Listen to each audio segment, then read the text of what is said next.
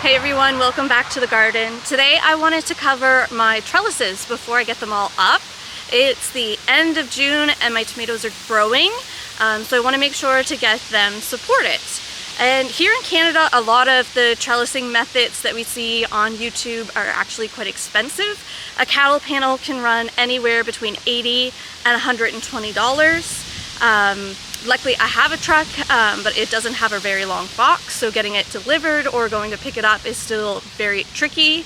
So I found an option that works for me. So I've got some heavy duty super clothesline, and I've got my hooks. So these are a 3/16 zinc coated wire rope clip, and these little clips I put onto the clothesline. And we string them through the T-post, as you can see here behind me, and secure them with the clips.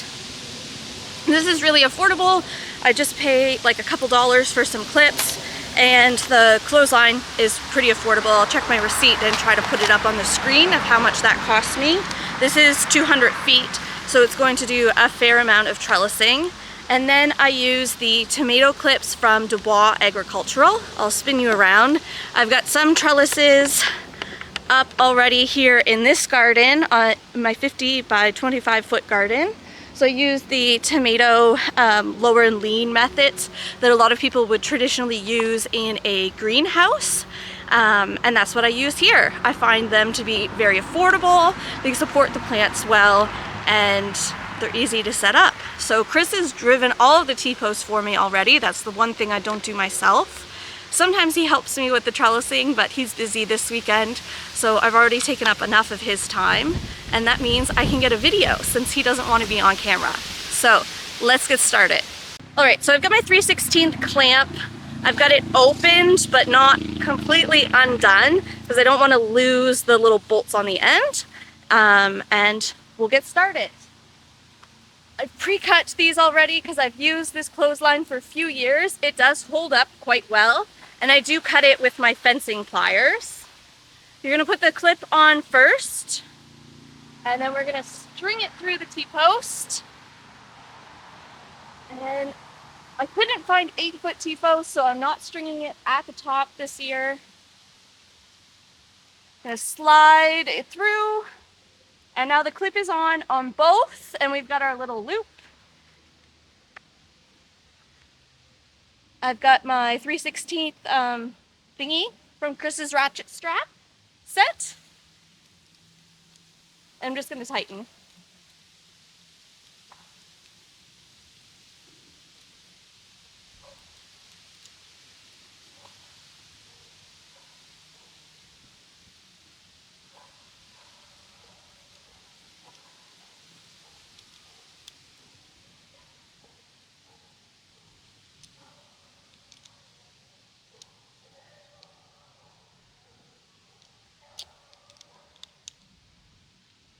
Really sorry if you can hear all those dogs. It's the Canada Day long weekend. We live on a lake, so everyone is out here to have fun with their family, and they brought all the family, including the furry ones.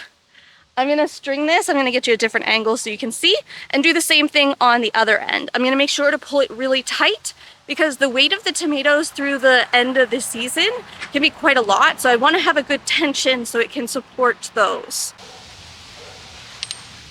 Be careful you're not running over your tomatoes if they're already in place.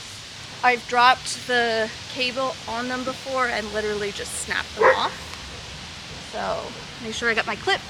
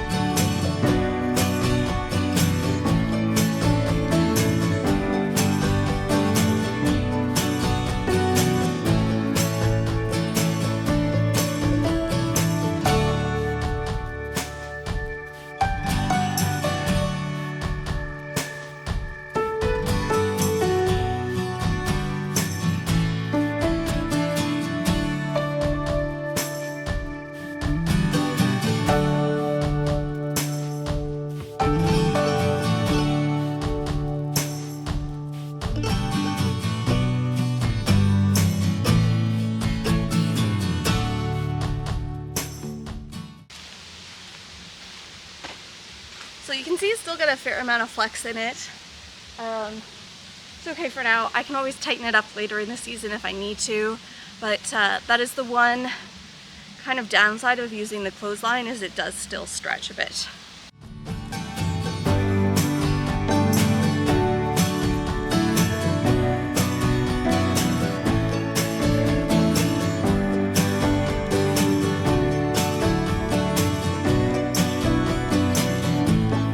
Clip first, I almost always forget.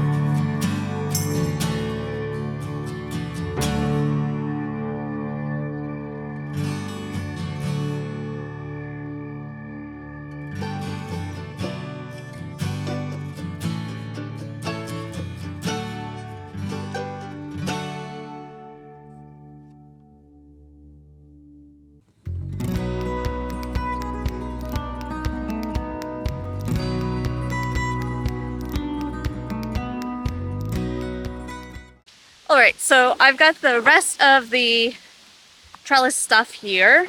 So these are the things that are all triangled together, but these are the tomato hooks, and I've got a stake. So instead of wrapping at the bottom of the tomato plant, because I found that damages the stem as they grow, I'm using the stakes to secure the tomato twine to the base of the plant, and then I'm using tomato clips to attach the tomatoes to the trellis rather than wrapping around like I've seen done before. I think that probably works better for other plants, but I can't really speak to that. So that's where we're going to try this year, and hopefully we have less damage to those plants. So let's get started. I try to be efficient when I'm doing these types of things, so I'm going to go lay a clip and a string at the bottom of each plant, and then I can come back and work along as I go.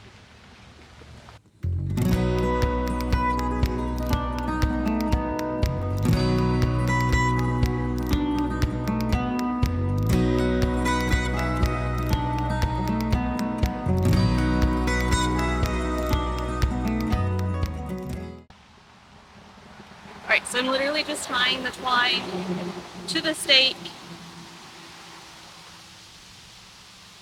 And you want to do this before the plant is too mature, so you're not disturbing the roots too much. These guys have been in here longer than I would have liked, but whether this is what ended up happening.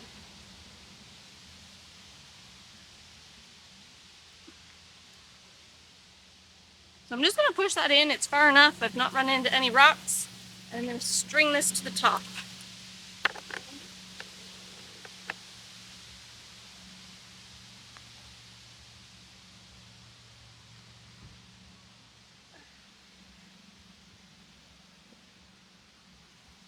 And then I just wrap until there's tension. And clip. So it's easy as that. I'll get a tomato clip and clip the plant. I'll show you a close-up of that. And I'm just going to do this a lot more times.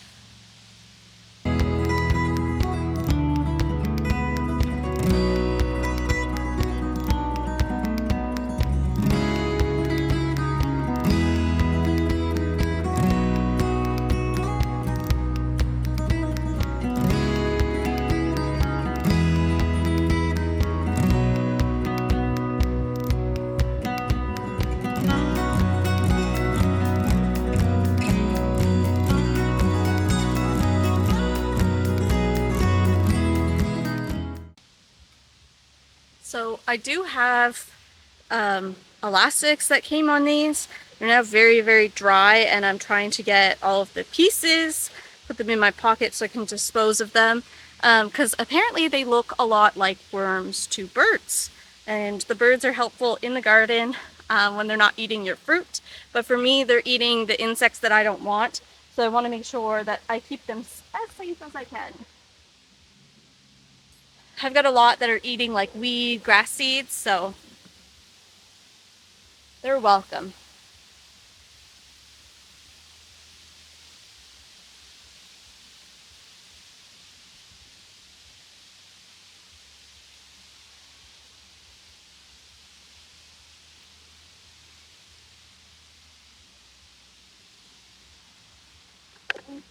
All right, so that is a 10-foot section done. It takes a little bit of time, but the setup is great. And I find it's a lot less labor intensive throughout the season. I've tried to do the Florida weave prior because I also thought that was quite affordable. I bought a box of 10,000 feet of tomato twine or something like that. I had my T-posts and I tried that method.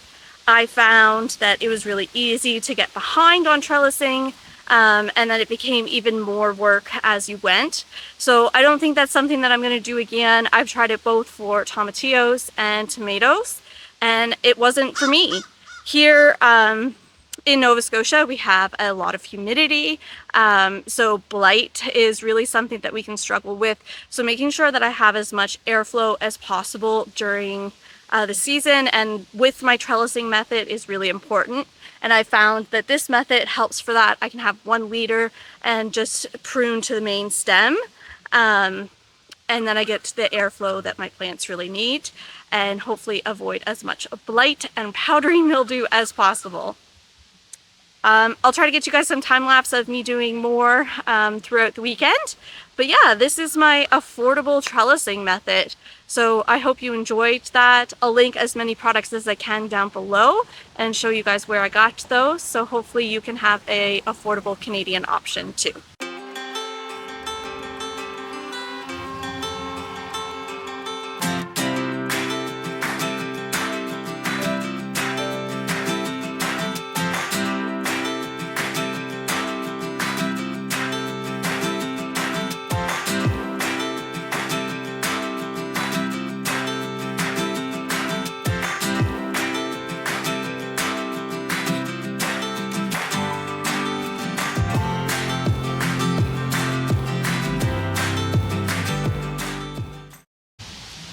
Alright, so I've unbundled my clothesline.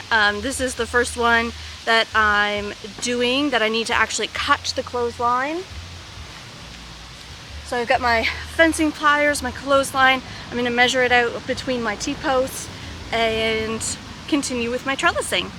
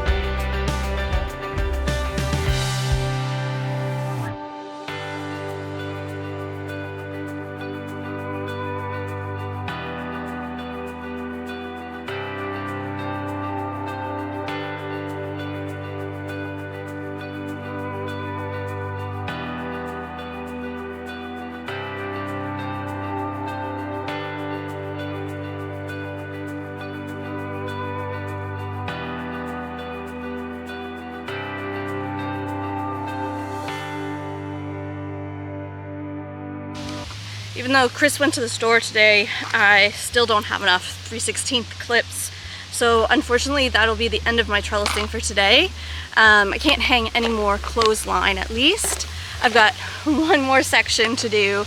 So I'll make sure to get quite a few more of those 3/16 clamps, because I know that I will be doing cucumbers, and I would like to try some cucumbers with the lower and lean, and then some with the traditional netting that I do. I'll be sure to show you how I trellis those in a future video. For now, I'm going to continue setting up my tomato ties, and I'll get you some video of that. So I have my landscape staples. I'm going to lay them out just like I did last time and keep going.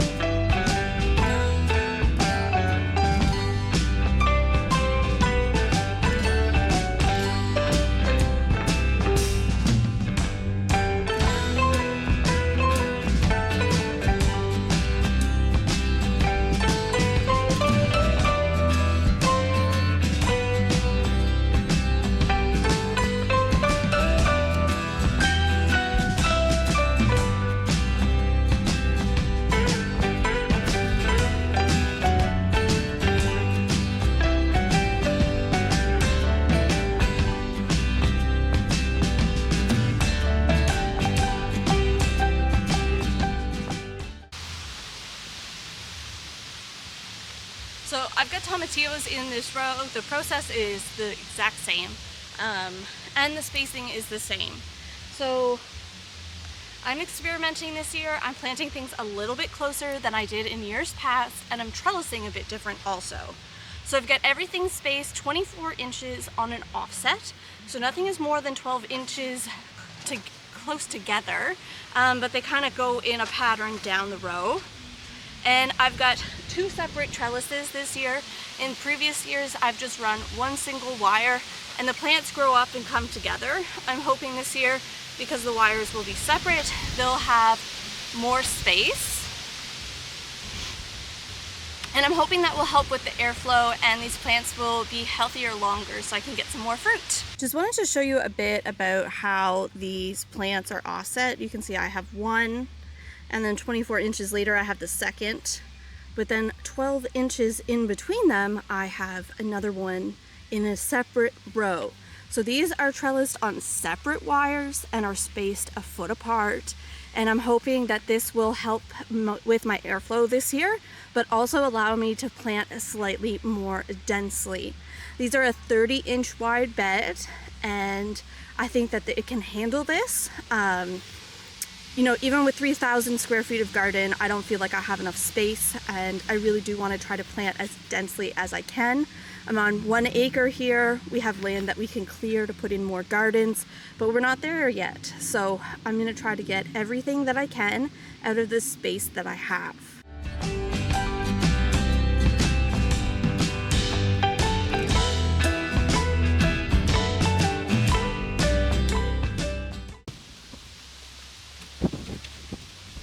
Guys, I got a new camera. I'm excited. I hope that the audio will be significantly better for you on these outdoor videos in the garden. It is a Sony ZV-E10, so it's got the interchangeable lens, but it's still a small mirrorless camera. It's doing really well. It's windy. It's nice and secure here on the tripod. Can't wait to bring you more videos.